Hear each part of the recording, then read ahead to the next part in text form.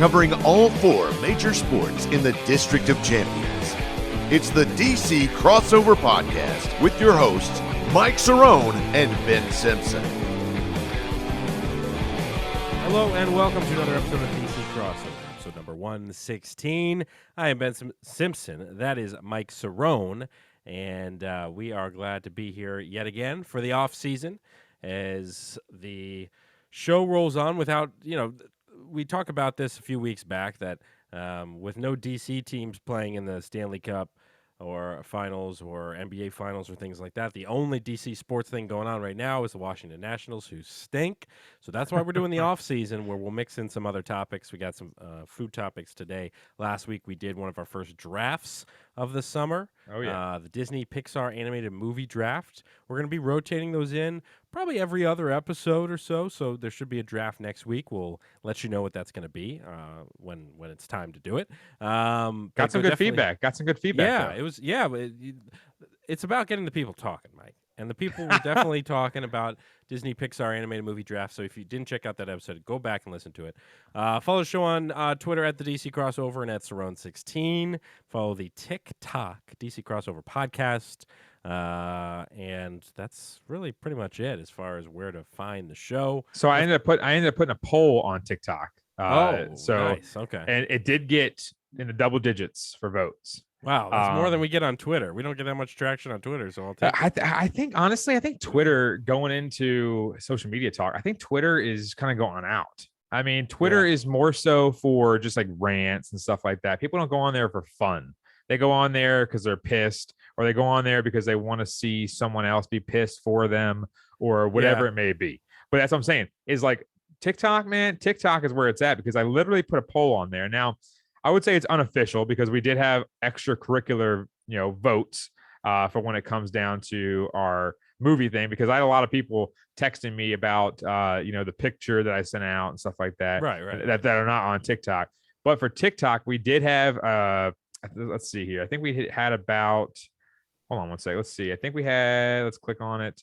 We had 19 votes. 19. Oh, wow. Okay. 19 votes, which is not bad. Not bad for, I only think I put it up there like 2 days ago. Right. And 19 votes, and you had 10 and I had 9. Nice. I mean, it was close. Yeah. Everything we were hearing from people, and that's the funny thing, when you're doing a draft with just 2 people, like it's going to be pretty close a lot of the time, and I feel like it usually is with us. Now, we do want to definitely work in maybe a third, like a special guest and things like that for some of the drafts, and I think we have some of those possible plans in the works for some future drafts, because it would be nice to get a third person in there to eliminate some of the possible options and things like that, and it could get interesting. But for now, Mike and I just put together powerhouse teams. I mean, that's we need to add somebody in there, man. We need to add like a special guest here or there. And I know we talked about it, but we need to add somebody in there, just like you said. That's what I'm saying. Yeah. And if we add somebody in there, then it kind of mixes it up, because then we don't get, Lion King in the 3rd round or something like that. Right. That's like getting Bryce Harper in the 3rd round. Like, it doesn't make any sense. Yeah, we're gonna definitely, and we've talked about it. So look forward for that for the future. Again, this off-season stuff's gonna be going for the next few months. So we'll definitely be having some more drafts ahead. A lot to do with that, and we have a very fun show planned out today. A lot of food talk coming later. But we are going to just go ahead and hit the rewind machine right off the bat, give you a quick look back at the previous week in DC sports, and not a lot to talk about here because it's basically all Washington Nationals. The current record now 23-39, last place in the NL East. Tuesday lost to the Marlins 12-2. Jazz Chisholm, my boy, I remember saying on this show like 2 years ago, watch out for Jazz Chisholm. He's electric. 2 bombs, including a grand slam, 6 RBI in this one. Yoan Adon gives up 8 earned runs in 3 innings. Again, this guy was not supposed to be in the bigs. He's in the bigs, and he's just struggling. Wednesday, lost to the Marlins 2-1 in 10 innings. Sandy Alcantara, another stud on that Marlins team, throws 9 scoreless innings. Jesus Aguilar hits the game-winning single. Thursday, Nats lose to the Marlins again. A rough series, 7-4. Strauss did return. We did have the return of Steven Strasburg, who gave up 7 earned runs in 4 2/3. And now, as the news broke today, he's getting another MRI and likely will be shut down again. I mean, that's what it's looking like. Friday, the Nats did beat the Brewers 11-5. Josh Bell and Keibert Ruiz go back-to-back. Fetty throws a good game, 5 2/3, allows 3 earned runs. Saturday, beat the Brewers again, and a fun one in this one. Soto, Cruz, and Bell, back-to-back home runs. Reminds me of the game of that 2019 season where the Nats hit 4 home runs in a row, I believe. You had like Turner and Rendon, all those guys all hit bombs. It was awesome. Yep. Patrick Corbin throws 6 innings, allows 4 earned runs. Not a bad day for him. And then Sunday, lost to the Brewers 4-1 in a close one for most of the game. And then not much else. I mean, DC United, again, their next game will be this Saturday against Chicago. But besides that, and then there is talk about, of course, Terry McLaurin holding out, wants that money, as he should. He should get that money. He deserves it. I mean, he is like the only electric player on this team at this point. So it's like, let's sign. Got to sign that man. You got to give him some money. So we'll see what happens there. Are you? Because some people. So when you hear these stories of like guys like holding out and like sitting out and stuff, I feel like there is a contingent of people, and it's mainly just idiots on Twitter, or I mean, it depends on how you think about this. I guess if you're an idiot or not, but who like get mad at players for doing that, who are like, hey, you should be out there busting your butt, instead of sitting on the sideline waiting to get a higher paycheck and stuff like that. What do you think when news comes out and guys are like taking a seat and not participating in some of this? I mean, obviously it's way early here in the summertime, but still, this is a story. This is one of the few stories we have in football right now.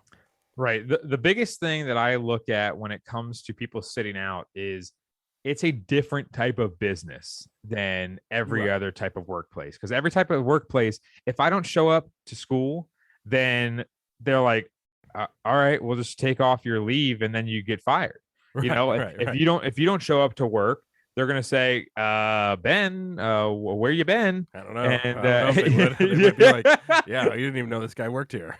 Yeah, I mean, we're paying him. It's like the Office Space when they put Milton down in the boiler room. That's my stapler. But that's the thing is, it's a different type of business, and people look at it as it's another type of work job. It's like you're working construction, or you're working, an office job or whatever. It's not the same. It's different because you're under contract and they can't fire you for sitting out.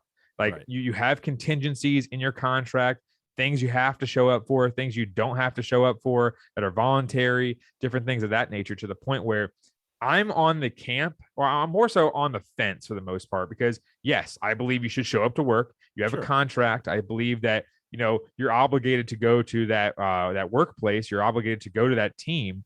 But I also believe in the same aspect, they have these contingencies, like I said, in their contract where they don't have to show up to there. If they are a Pro Bowler and they're getting paid nubs money, why do they have to show up? Now, like I said, on the fence, because I still believe in the work ethic type of mentality where you have to show up for work and different things like that. But I also believe in the sole fact that you have to go into a contract status or go into a contract signing knowing what you're obligated to do and what you're not obligated to do, and going into these trainings and these camps and different things like that. If Terry McLaurin wants to be around and not participate and get injured or something like that, fine by me, do that. As long as you're with the team, that's all that matters. Now, certain players, when they go and sit in Florida or something like that, when they're playing for the Falcons or something like that, when they're in a whole different state or a whole different, area of the country, that's what I have a problem with, because I believe they should be around the team, because that's more so of a selfish thing, in my opinion. But if you're working out, if you're doing things to keep yourself in shape and different things like that, rather than just, not showing up and doing whatever you want to do, then that's okay with me. But at the same time, when it comes down to like someone like Terry McLaurin, who everyone knows he's a team player, he's this, he's that, all these great things that surround him, I don't really have a problem with it, because this is on the team that's screwed up a lot of different things. So they have to go out there. They have to find a way to sign him to a deal that's, I guess you could say, workable for both sides,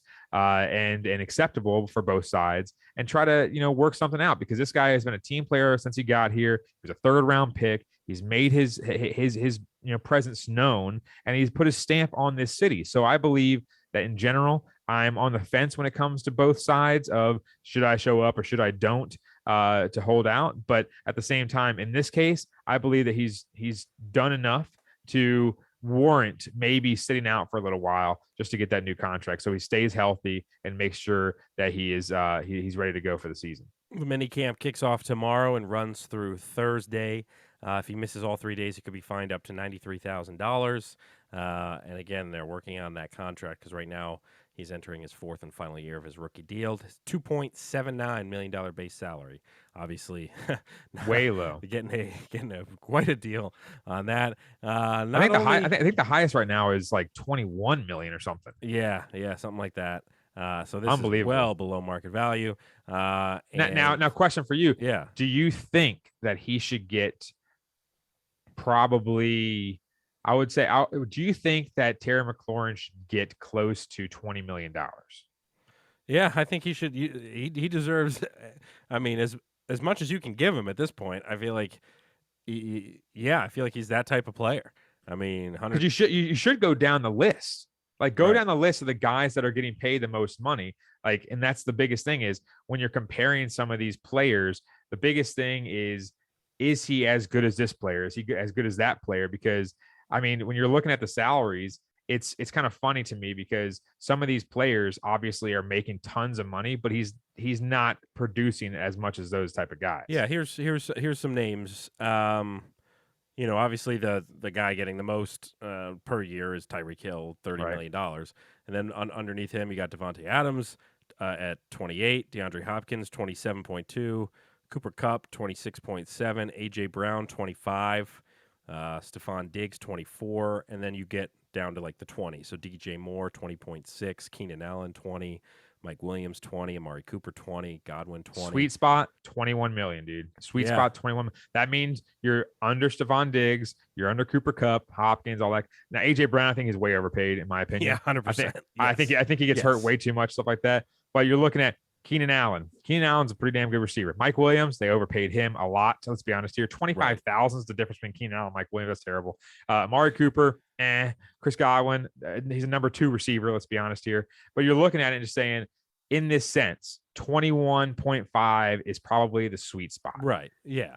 I agree. I mean, he's definitely better than Kenny Galladay and Christian Kirk, Michael Thomas, Brandon Cooks. Yep. I mean, he's in a higher class than those guys, and I think he is in that DJ Moore, Keenan Allen class, like you're saying. I think that's where he is. He's not quite at DeAndre Hopkins level yet. Could he get there? For sure. I mean, but right now, he's not there. I guess my only thing with this that I feel like it's not that big of a deal because it's 3 days, but I do worry a little bit about building chemistry with Wentz and like missing out on an opportunity to do that. Now, if he's still there, I don't know how this all works. I don't know if he's just going to show up and not do anything or if he's just going to not show up entirely. I guess we won't really know till tomorrow. But, if he's still there and he's not working, obviously he'll still be able to connect with Carson and talk and all that sort of stuff. And but I guess the argument on the other side of that is McLaurin has – here's a list of all the quarterbacks McLaurin's had to catch passes from for the last 3 years and still put up crazy numbers. Heineke, Garrett Gilbert, Dwayne Haskins, Kyle Allen, Case Keenum, and Colt McCoy. I mean, so it's not like – timing's not a huge thing with him right now. Right. So, I don't think this is going to be a huge deal. I think this is going to be a talking point on like local radio for right now because there's nothing else to talk about. But we'll see. We'll see what happens there. But you're looking at him. I mean, I don't know exactly what age he is. I believe he's like 25, 26, somewhere in the middle there. Because he didn't get drafted too long ago, and he wasn't that old. 2019 draft. How old is he right now? He is. Age. Where's age? 26. 26. Okay. I thought it was mid 20s. So that's the biggest thing. You're looking at other mid 20 year olds. DJ Moore, 20.6. AJ Brown, 25 even. So you're looking at it right there. AJ Brown, like we said, overpaid. AJ Brown, man, got the bag. Unbelievable. I mean, that's just nuts. I mean, like I said, for a guy that gets hurt all the time, it's hilarious. And honestly, I think when you're looking at the whole entire situation with the Titans, I bet the Titans were like, this guy gets hurt way too much. Like, let's put the reset button on that. But at the same time, you're looking at it and saying he's better than some of these guys. Now, a guy like, for instance, Mike Evans is really good, 16.5. Kenny Galladay was good in the Lions, and then all of a sudden he went to the Giants and sucked. But you're looking at some of these players that are getting paid a certain amount of money. I think he's that type of player that would give you a slight discount just to build around him. But also he's going to get, what he deserves. And if he can get top 10 money, now he's not going to get Tyreek Hill money. He's not going to get Devontae Adams, nor is he those type of players. But, you're looking at a Cooper Kupp. He's entering his season. He's about to turn 30 here soon. Okay. He did, a ton of work this past season. I mean, won a Super Bowl. Yeah. I think it was leading in touchdowns and receiving yards, maybe receptions too. I forgot exactly what it was.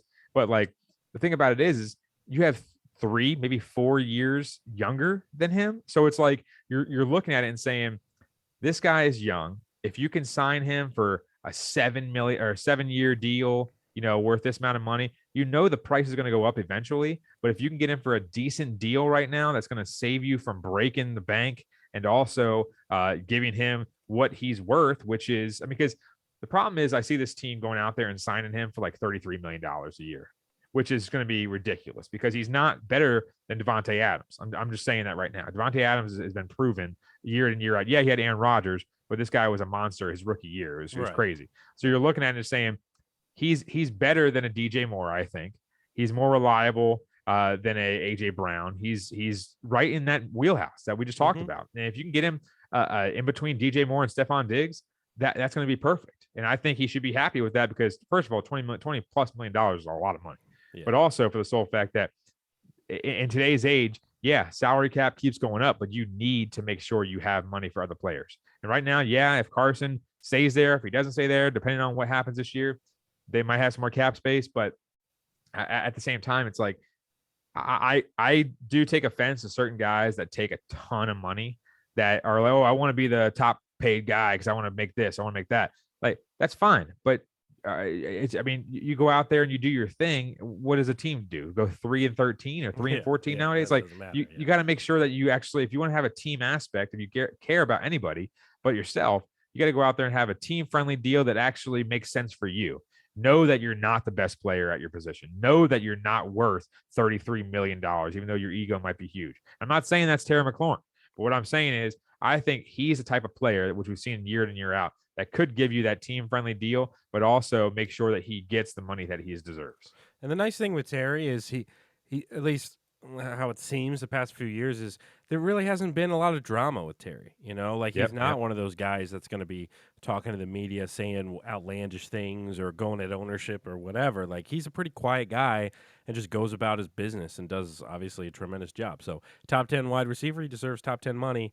But like you said, it's not 30 something. I mean, again, 20, 21, something in that range, I think makes total sense. I'm with you 100% there. So we'll see what happens there. We're going to move into our off-season topic here as we welcome in the experts, which is what Mike and I are. This is we're food experts, as you guys who've listened to the show know, and that means our word is fact at this point. We know everything there is to know about food, and we will show that off again yet today, as we will give you the top 5 foods for the rest of your life. Everyone knows this scenario. They've been asked this question a million times. Sometimes it's one of those awkward first date questions where you're like, if you could only eat one food for the rest of your life, who are you taking to dinner? Stuff like that. Yeah, or like, what 3 people, dead or alive, could you take down to dinner? It's one of those types of questions. By the way, why do people always say in that situation? Why do they always say, "Oh, I picked George Washington"? Why the hell would you pick George Washington? That's a boring guy. Yeah, like come on, pick someone like like John Daly. Like pick someone with some John stories. Daly would be great. No, and we should do that.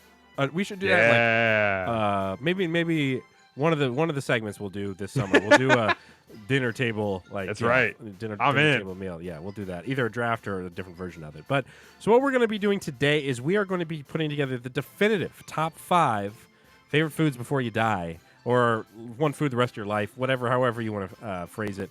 Right. Well, actually, that is the distinction. The distinction is you can only eat one food for the rest of your life, and this is it. Now, I did pull a list from Ranker.com that can kind of get the party started a little bit, because it does have some rankings, because anybody can go and just click up or down on these and it forms the rankings.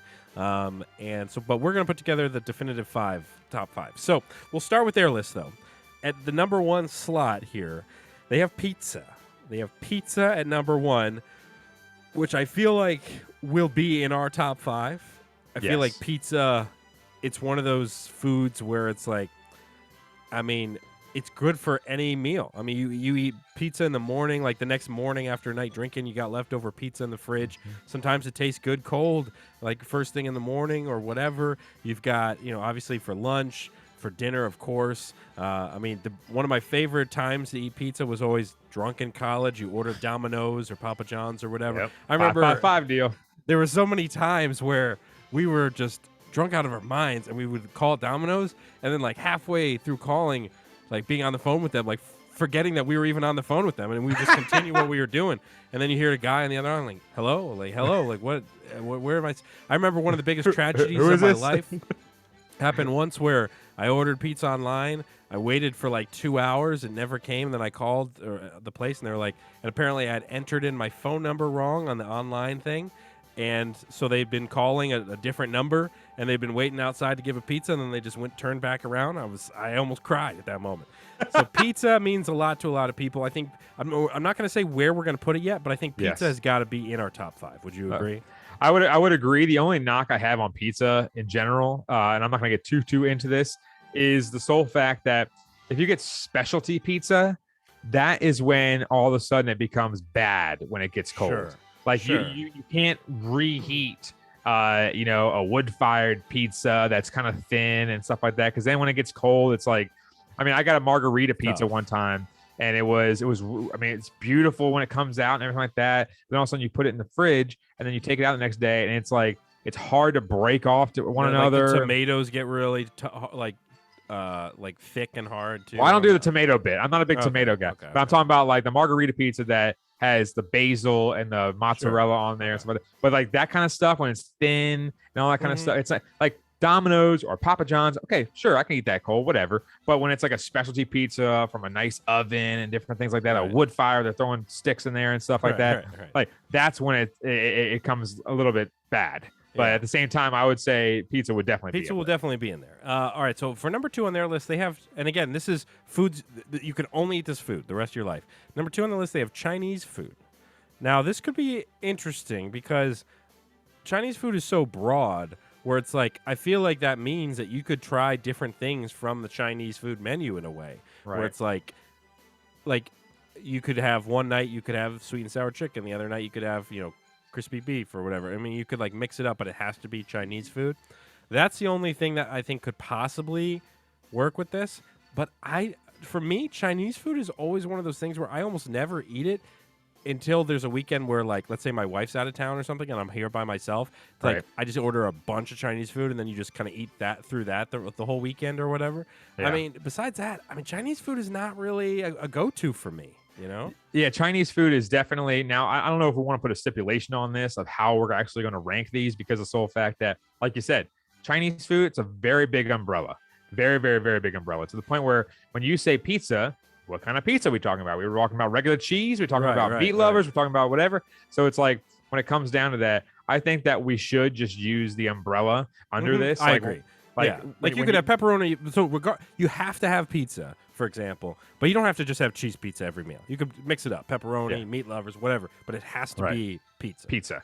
Yeah, so I agree though. Chinese food is not a go-to. It's more so like you said, I'm kind of lazy right now and pizza is gonna take too long. Let me get Chinese food so they can whip it up here in 5-10 minutes and then Right, they right. deliver it or whatever. I think Yeah. it's all right, but it's not. I'd leave it out of our top 5 for sure. Next up is burgers. Now, specifically cheeseburgers on this list. Now, this one is this one has a chance. I feel like because, and it's funny. I don't really even get burgers that often. I like chicken sandwiches more. I like Yeah, tenders, yeah. nuggets, all of those. I don't really get a big, a burger that often. But I love burgers. Like I could eat. I don't know, but that's the problem. Is Mike? I don't know if I want to put this in our top 5.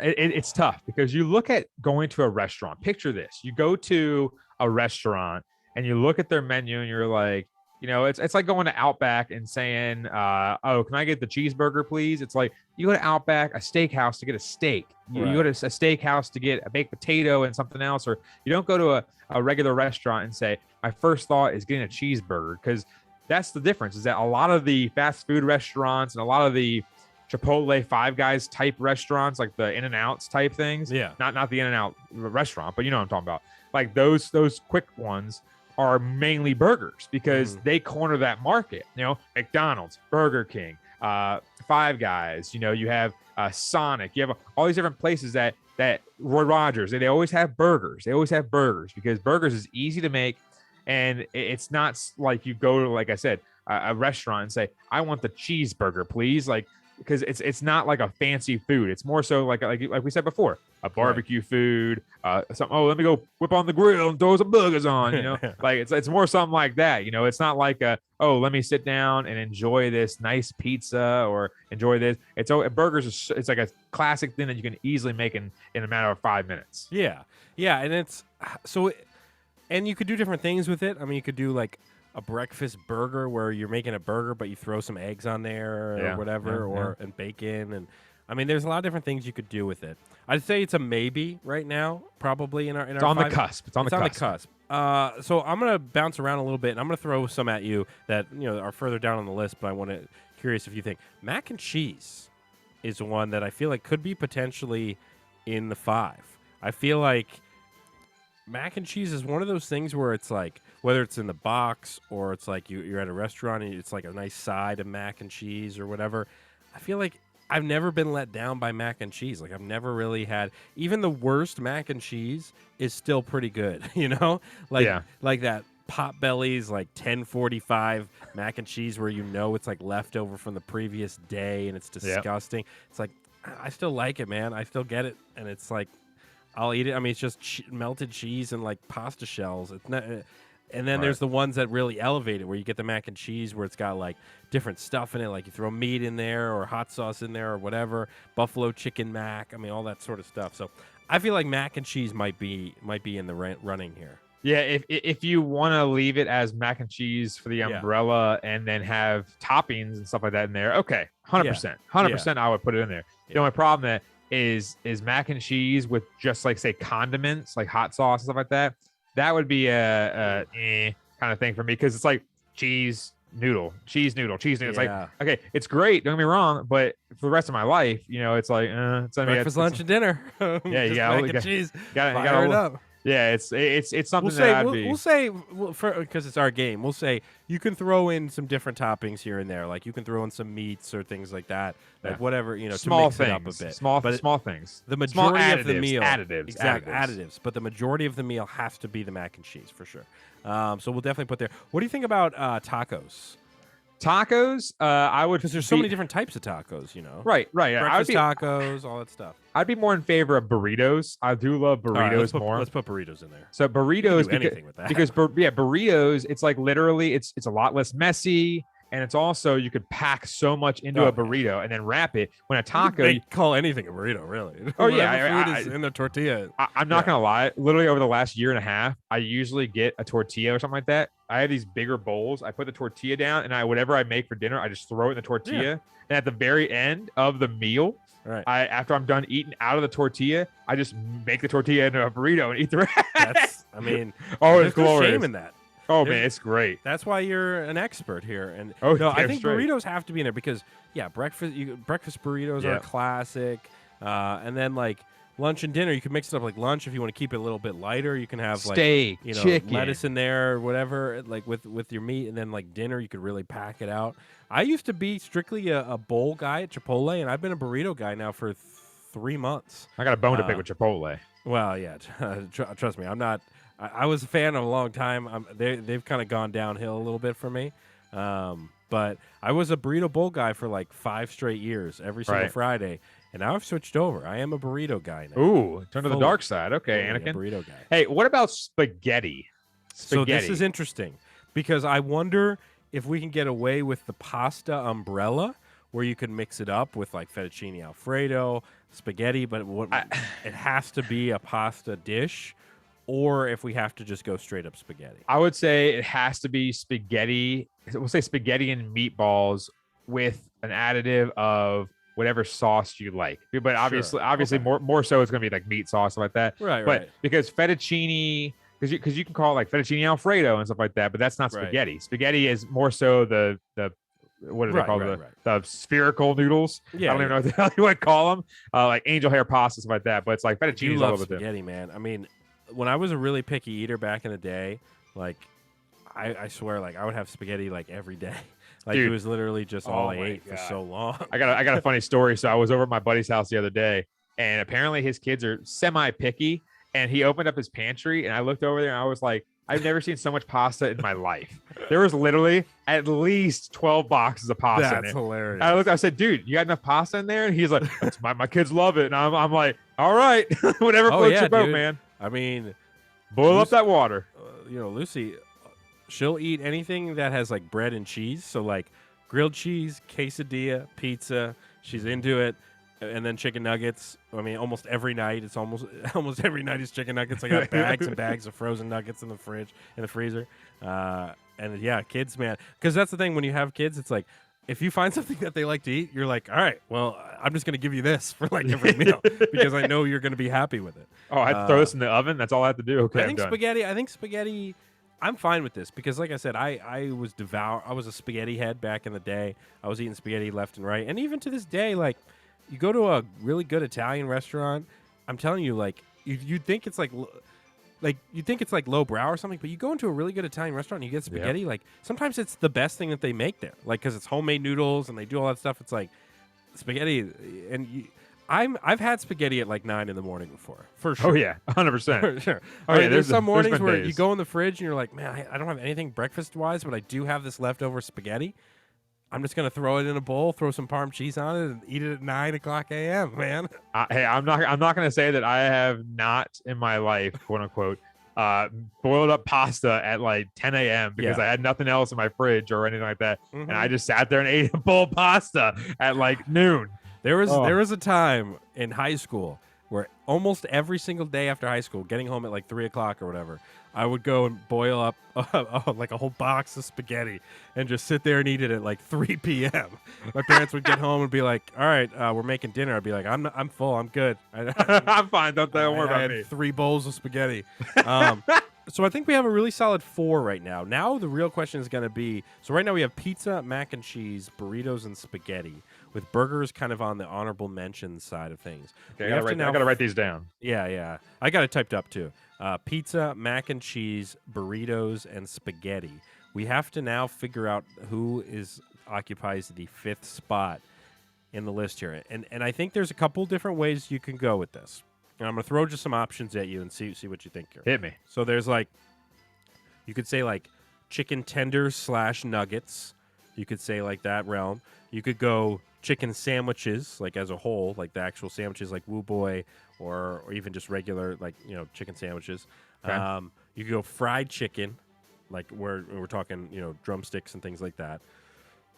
You could go grilled cheese is on the list for sure. You could go peanut butter and jelly is an interesting one for me because I could eat. I mean, peanut butter and jelly is always one of those things where it's like, yeah, I could eat a PB&J. Like, I would never not eat a peanut butter and jelly if it was put in front of me. Now, would I want to eat it every day for the rest of my life? I don't know. And then there's like, you could think like steaks. If you had a steak for every meal, I mean, you would die very quickly because I feel like your heart can't take that much red meat. Right. And then another one that kind of hit me is like breakfast food, like pancakes. I mean, I love pancakes. Right. But could I eat them for every meal? I don't know. This is tough trying to figure out who occupies the 5th spot here. You know, the one that's popping out to me the most, I think, would have to be grilled cheese. Because grilled cheese, you think about it this way. I love cheese. And if you can make any type of cheese, it has to be a grilled cheese centric. But you could use any type of cheese. You could throw pepper jack in there. You could throw cheddar. You could throw Munster. Munster. And it's just like Provolone. Yeah. What else? What So else my homemade grilled American. cheese. So here's what you do. I'm going to give you a quick tutorial on the best homemade grilled cheese here. All right. So here's what you do. First off, you want to buy sourdough bread. Sourdough bread makes the best grilled cheese. You buy sourdough bread, and then what you do is you butter both sides of the bread. Both sides of the bread. Yep. And you put a little bit of butter in the pan as well. And then you put the bread down in the pan, let it start, sizzling and things like that. You lay 2 types of cheese. I go cheddar and I go provolone, and I give a slice of each. Well, I usually go cheddar, provolone, cheddar. I kind of put the provolone in the middle. And then you butter both sides of the other piece of bread. You put that on top. You push it down with your hand. Let it really get in there. Get that one side. Kind of make sure the cheese is melting. You flip it, all that stuff. I'm telling you, man, I love a good grilled cheese. And like you said, you can mix it up with different cheeses. You could throw bacon in there. Yep. You could throw ham in. Oh, yeah. Make a nice little ham and cheese action. And I feel like of all the sandwiches, even though I will say I would put PB&J as an honorable mention. Yeah. But yeah, I think a grilled cheese might. Everyone loves cheese. Everyone loves cheese. Like you said, you can switch it up with the different types of cheeses, the additives in there. Like we said, ham slices or bacon or something else.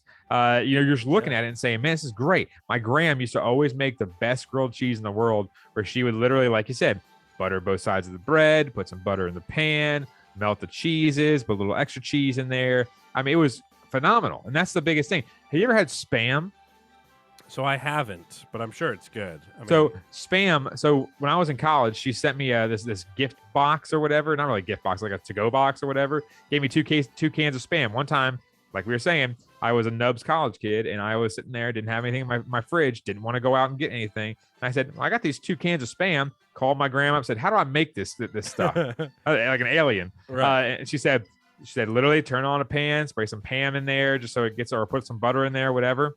Put the Spam, cut it in slices because it comes in a big block. Right. Cut it in slices, throw it in there, brown it on one side, turn it over, brown on the other, put it in a sandwich. It's actually very good. I mean, I've heard good things. Dude, That's a big thing in Hawaii. You got to try it, man. Hawaiians love Spam. It is good. It is good. With the grilled cheese, one other quick note is what you want to do is you also want to sprinkle a little bit of shredded cheese on the outside of the bread. Oh, yeah. So A little crunch. On the outside. Little crunch. Yeah. It's not a bad thing. All right, grilled cheese. That's it. That's it. We're convinced ourselves. So we have, again, this is the definitive list. This is any other list you find online.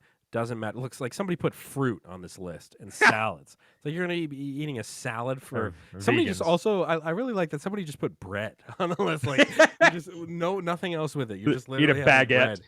It's a baguette every single meal. It would be pretty incredible. Ice cream is on this list as well. It's like, man, you get so sick of ice cream though. I mean, that's the whole thing they say. Like my mom used to work in an ice cream shop, and she said like on your first day they let you eat as much ice cream as you want from any. When you're there, and then like after you do that, you're like, I don't want to steal any ice cream because I'm so sick of it. So the definitive list is pizza, mac and cheese, burritos, spaghetti, and grilled cheese. These are the 5 foods. If you could only eat one food for the rest of your life, it would be one of those foods. I just ranked mine, by the way.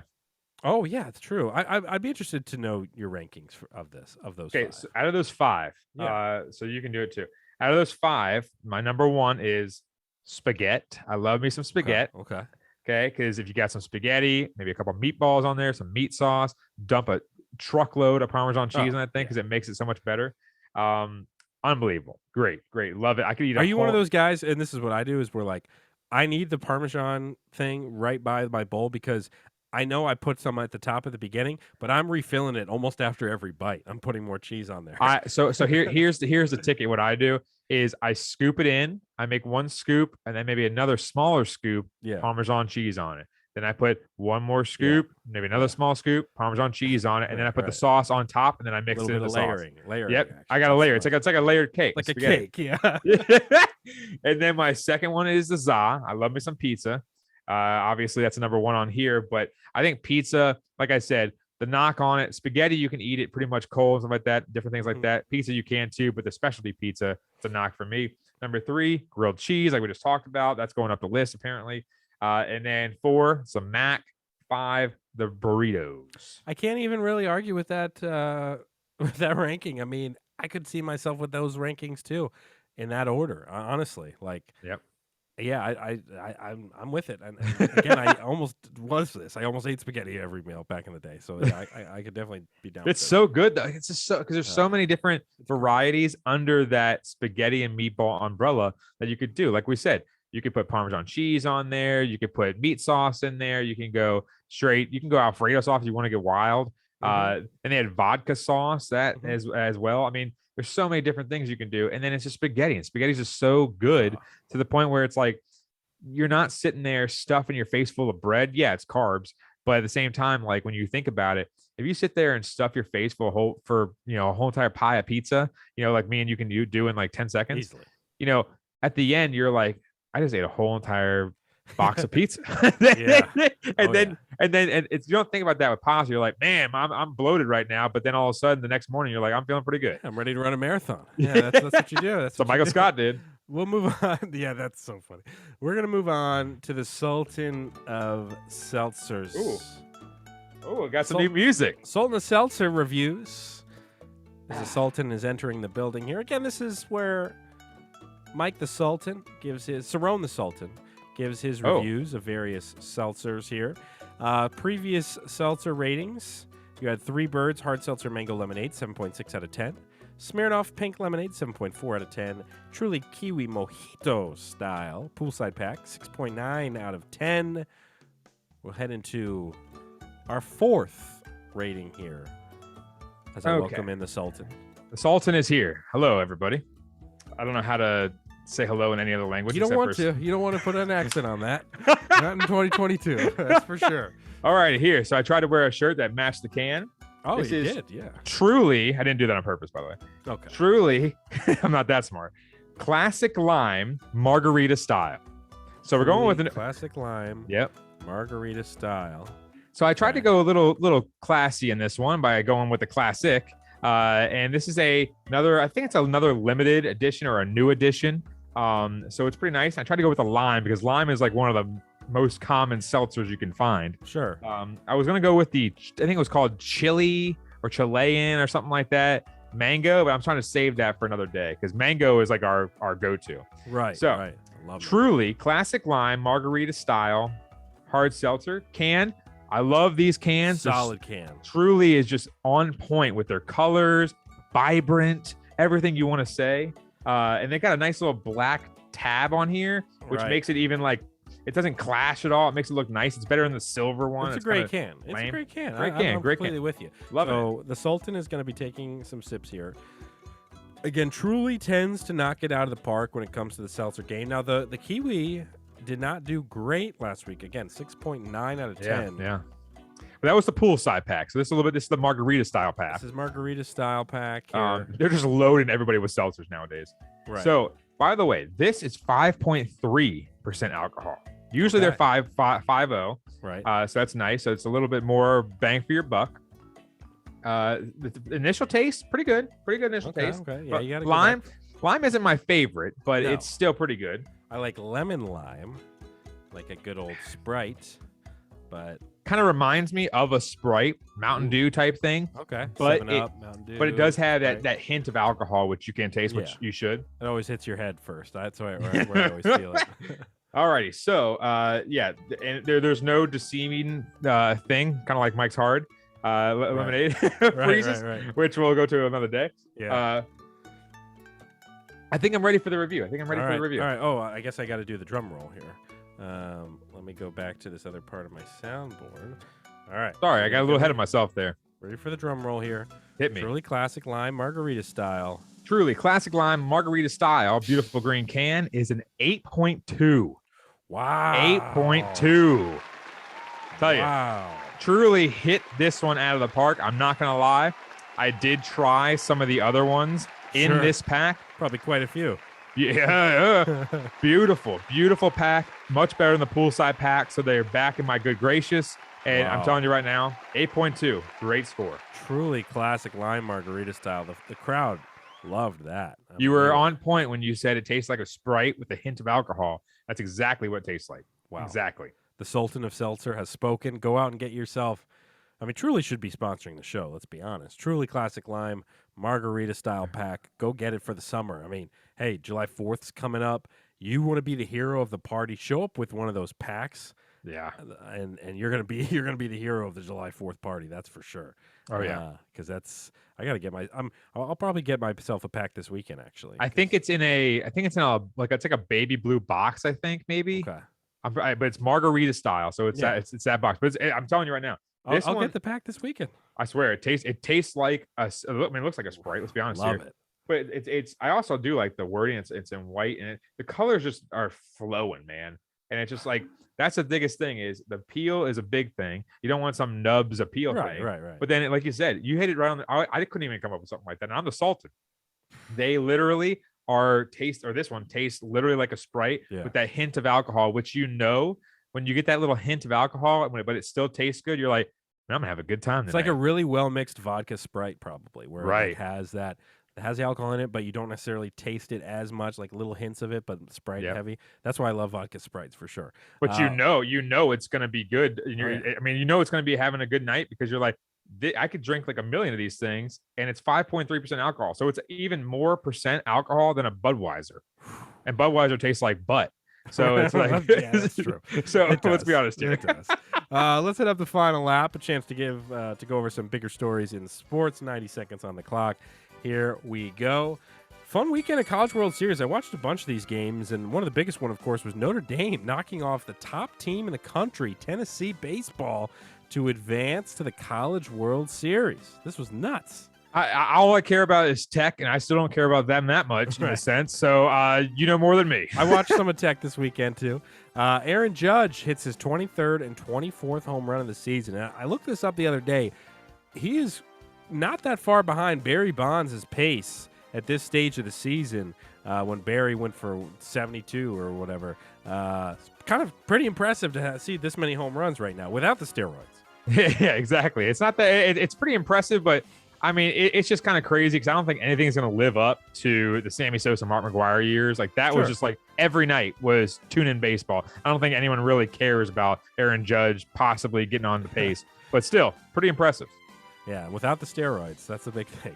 Lightning and Avalanche for the Cup. This might be one of the best matchups we've seen. You got the Avalanche, who have just been running rampant on the western side, and then you got the Lightning going for a three-peat. A lot of great storylines for this year's Cup.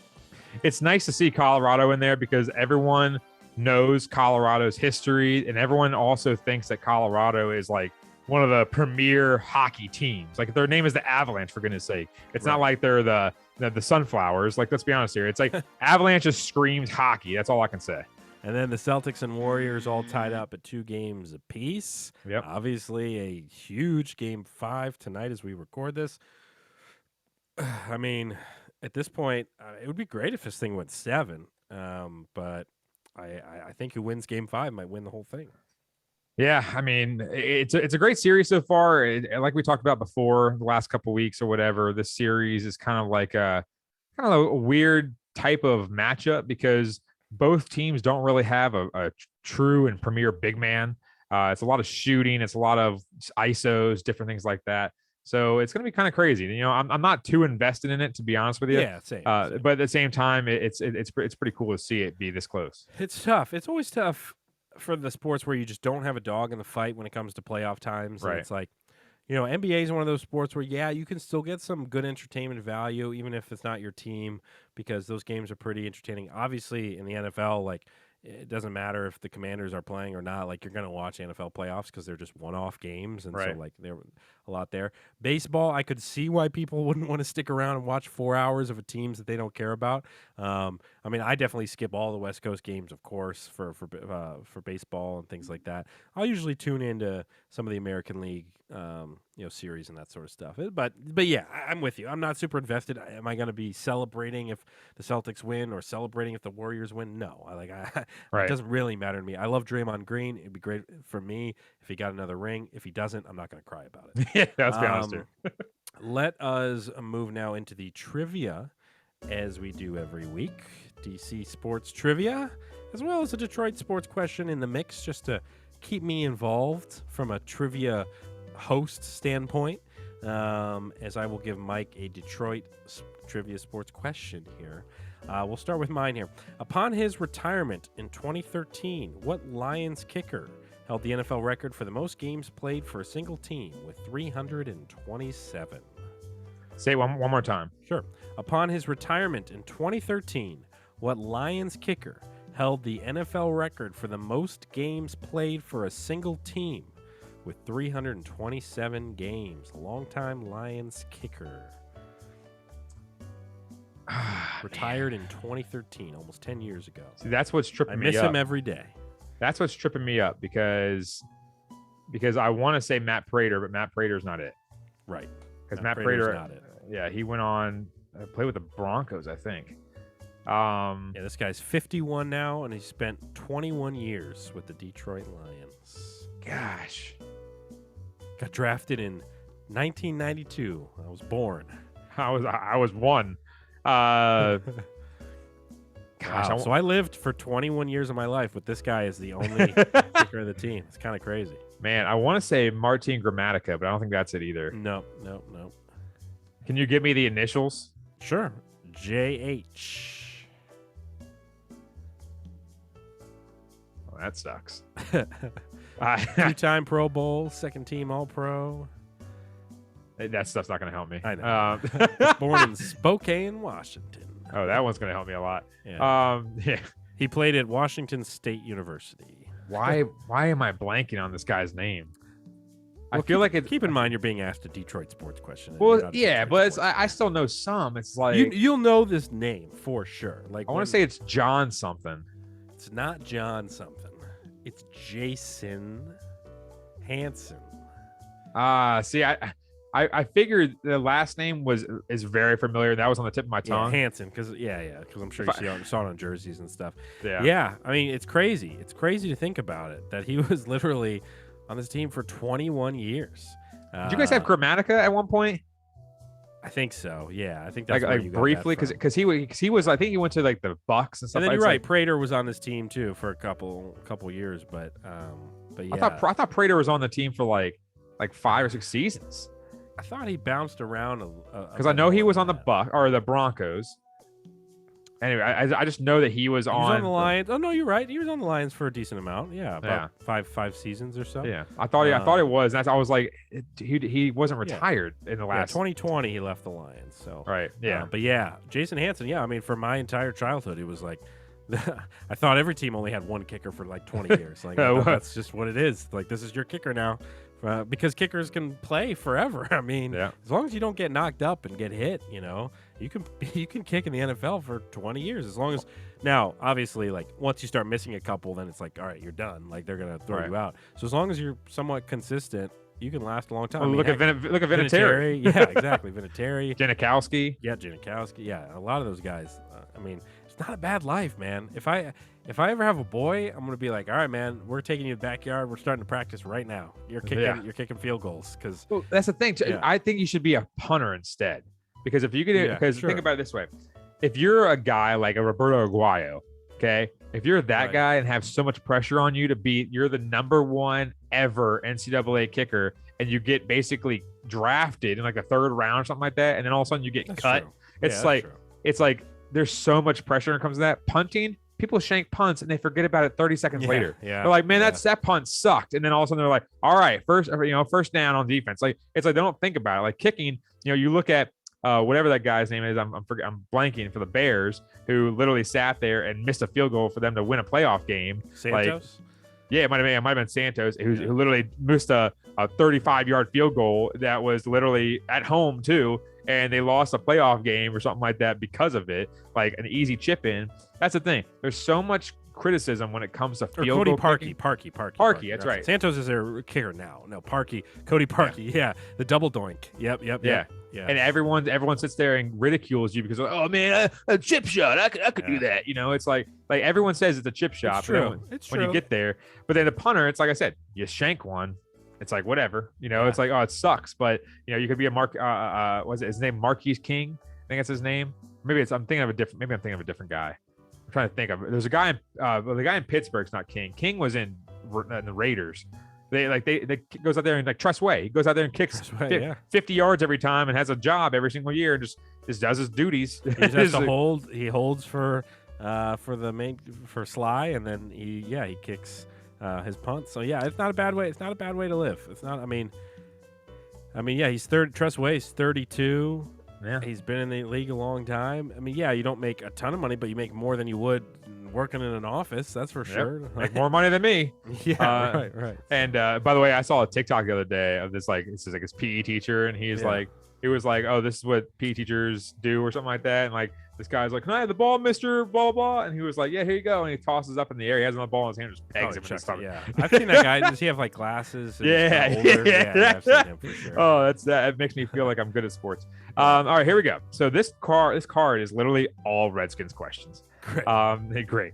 So here we go. This is probably the easiest one that I think that you could probably get. Yeah.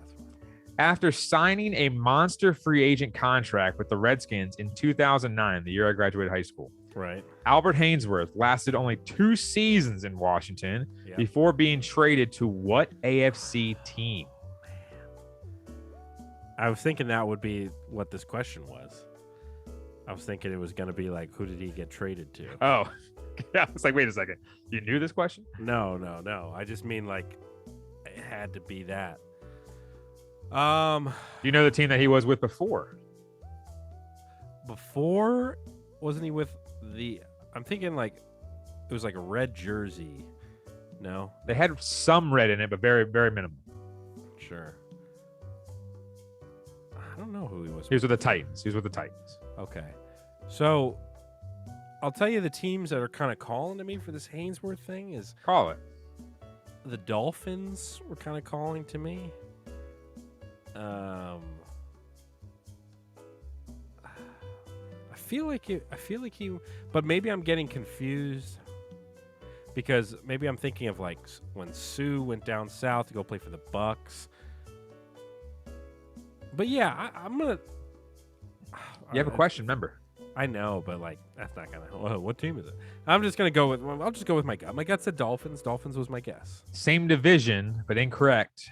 New England Patriots. Oh, of course. I mean, you think of a Of guy with a course. bad reputation. Where's he gonna go? New England. Yep. Get in that Belichick system. There you go. Okay. That is your DC trivia question. And again, you can play along at home.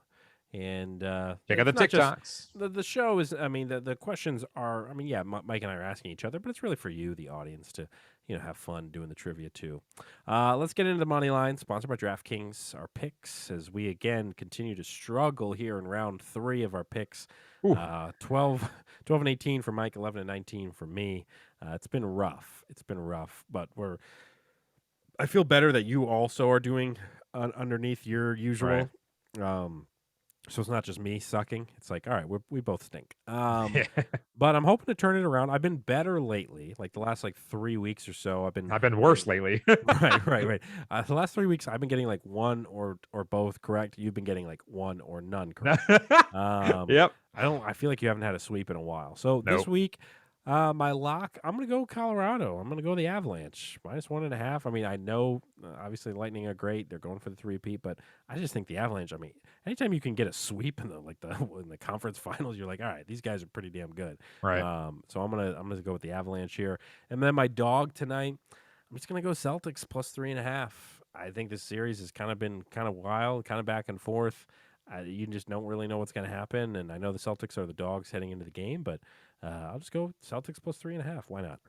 Not bad at all. Obviously, I'm going to try to swerve a little bit and go with the U.S. Open here. JT, Justin Thomas, has been on fire, I would say, as of late.